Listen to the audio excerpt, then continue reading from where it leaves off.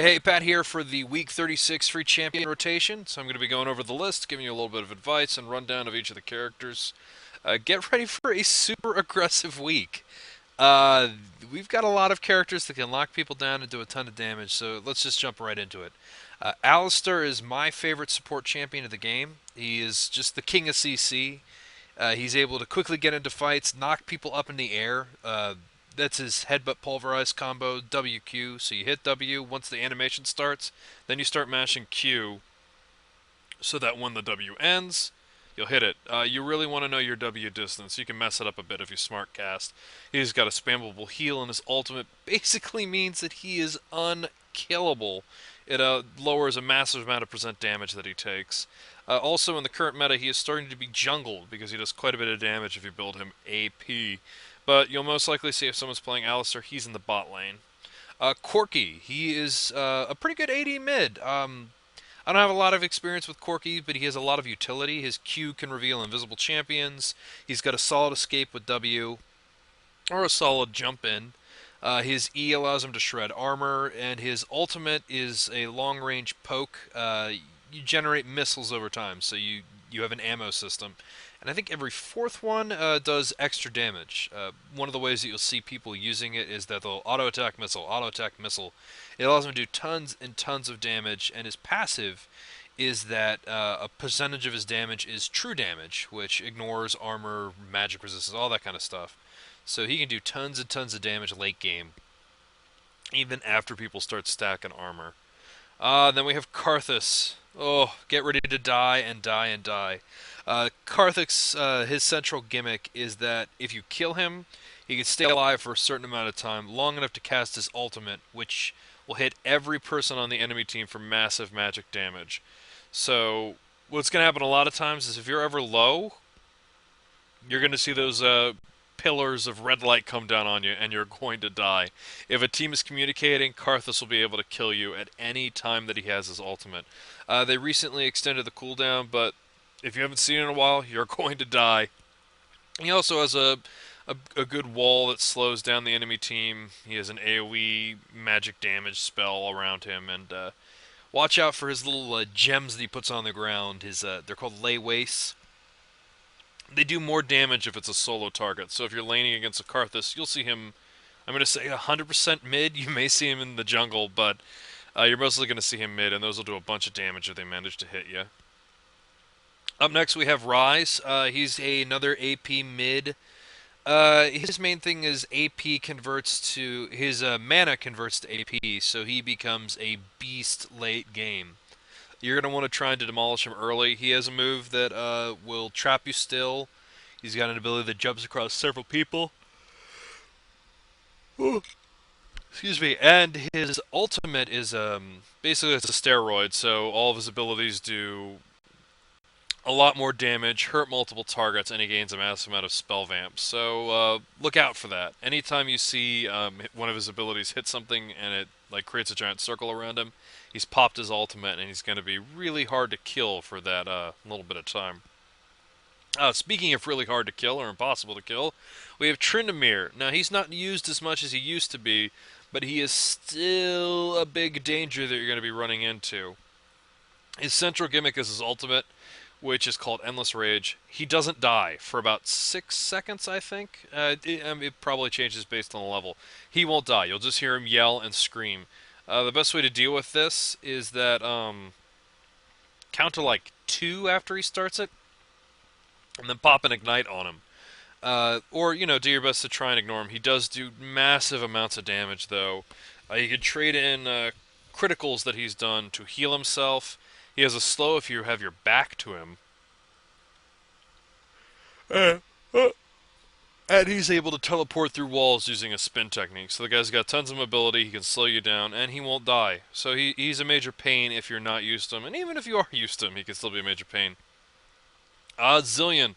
This is another AP mid, but he can also be used as support. One of the cool things about them is his passive is a global passive, which means your entire team is gaining more experience. So you can level up slightly faster than the enemy team. That'll be really important for your AP mid, who can outlevel the other AP mid. Annoying things about him is he can bring someone back to life as his ultimate. And it basically works as a guardian angel. It's not like Yorick's ultimate where there's like a puppet or something like that. He can speed people up, and he has a bomb ability, so you can see a bomb flying above someone that will go up. You can attach to allies or enemies alike, and it will always hurt enemies. It's not going to hurt an ally. Zillion harassment is super annoying, so get ready to see some of that. Gragas. You're going to see him AP mid mostly. He is a tanky AP mid. He has a delayed attack when he rolls those barrels. He can pop them whenever he wants. He has a dash that will slow if it hits people. Can also go through some of the thin walls. He has pretty good sustain because his W if you mash it. He regains a portion of his mana and does more attack damage. And his passive means every time he uses an ability, he gains some health back. So the more health he has, the more he heals. And his ultimate is he pucks a barrel at you, does massive damage, and it pushes you. So he can push you away, he can push you towards the team. Free Week Gragas is kind of good news for you because if you don't understand how to use that ultimate, it can actually help you out quite a bit. A new Gragas will probably end up saving your life more than a couple of times with that ultimate. The Queen of Top Lane, Aurelia. I've never played Aurelia, so I plan on getting a couple of games with her. She's kind of my most excited free champion of the week. Uh, she's got a lot of life steal. She doesn't seem to die. The main thing I know about her is that her ultimate, she's got like swords that are floating around her ultimate. She shoots them like missiles, and that seems to have tons of life steal. Uh, Expect to see her top lane. I don't know if I've ever seen her in the jungle or anything like that. Just watch out. She is a She does a good job of beating most champions that I've seen up there. But Free Week Aurelia, let's see how well she does. My personally, this is my favorite AD carry, the original AD carry for me. Caitlyn's real cool. Her best gimmick is that other than Tristana, who gains range over level, Caitlyn has I think the highest range of any AD carry. She's got a solid, basically skill shot that does damage in a line. She can plant traps that will reveal invisible people, so you can kind of maintain bush control or know when a jungler is coming. She's got a solid escape that they recently buffed with her net. That if it hits somebody, it slows them. You can also do pass through certain walls, including the dragon pit, with it. And her ultimate is now that they buffed it, a very solid like hit people one more time from a very long range. I love Caitlyn. She's absolutely fantastic. Oh yeah, and her passive is that every eighth hit she does.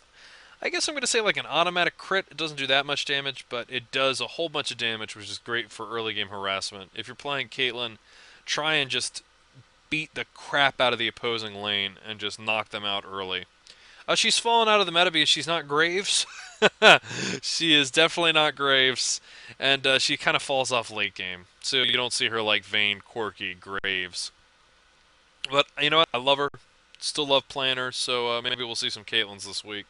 And last up, another character that I haven't played. I'll probably play her once or twice this week just so I can get some experience with her.